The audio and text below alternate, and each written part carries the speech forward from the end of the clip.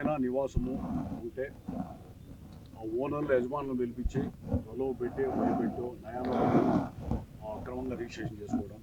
అదేవిధంగా 20 ఏళ్ళు 30 ఏళ్ళు అంటే 10-15 100 ఏళ్ళు పైబడి కాపురం ఉన్నటువంటి స్థలాలు కష్టపడి శ్రమించి తీసుకున్నటువంటి ఎవరైతే ఉన్నారో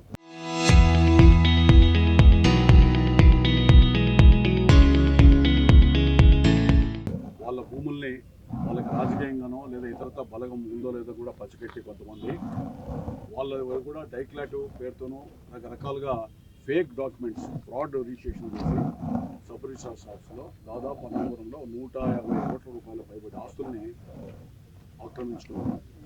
అందులో భాగంగా ఆక్రమించుకున్న తర్వాత ఆస్తుల్లోకి జొరబడి పోవాలన్నప్పుడు నా దృష్టికి రావడం, మీడియా ద్వారా కూడా తెలవడం, వాళ్ళని ప్రొటెక్ట్ చేయడం జరిగింది. తప్పు ఇదేని దాంట్లో ప్రభుత్వం దృష్టికి కూడా తీసుకుపోయాం.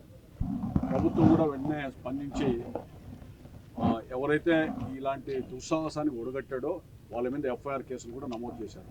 కొంతవరకు బెయిల్ వచ్చాయి, బెయిల్ మీద లేకుండా కొంతమంది ఉన్నారు. కానీ ఈ డబుల్ రిజిస్ట్రేషన్ అనేటువంటిది క్యాన్సిల్ కాకుండా వాళ్ళ అభద్రతా భావంతో జీవిస్తూ ఉన్నారు. అందుకని ముఖ్యమంత్రి గారు కూడా ఈ మధ్యకాలంలోనే పత్రికా ప్రకటన ద్వారా చెప్పారు, ఎవరు కూడా డబుల్ అక్రమ రిజిస్ట్రేషన్ ఉంటే ఇమీడియట్గా క్యాన్సిల్ అని చెప్పి ప్రభుత్వ పరం కూడా వచ్చింది.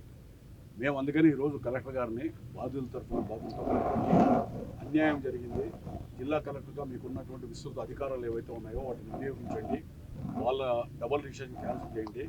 కాలక్రమేణా కొంత గడిస్తే రేపొద్దున ఇంకొక అవినీతి అధికారులు ఎవరైనా వచ్చినప్పుడు వాళ్ళ ఆన్లైన్లో కూడా వాళ్ళ పేర్లు తీసేసే పరిస్థితి వస్తుంది. కాబట్టి దయచేసి ఈ అక్రమ వసూళ్లు దౌర్జన్యాల మీద జిల్లా కలెక్టర్ మీరు కూడా చర్యలు తీసుకోవాలంటే స్పందించారు కలెక్టర్ గారు.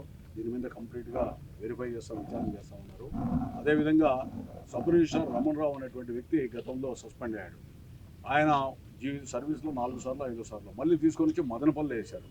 యాక్చువల్గా ఇలాంటి వాళ్ళని ఉద్యోగం నుంచి ఉద్వాసం చెప్పాల్సిన బాధ్యత ప్రభుత్వం మీద ఉంది. అందుకనే వీళ్ళని తీసుకొని తొందరలోనే ముఖ్యమంత్రి గారి అపాయింట్మెంట్ తీసుకొని ముఖ్యమంత్రి గారు కూడా ఫిర్యాదు చేస్తాను. ఎందుకంటే 150 నుంచి 200 కోట్ల ఆస్తులు అన్యాక్రాంతమయ్యాయి, దురాక్రమణకు గురవుతున్నాయి.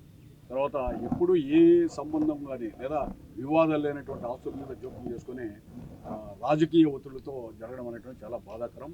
దీని మీద అందుకనే ఈ పాత్రికేయులు కూడా మనం చేస్తున్నాం.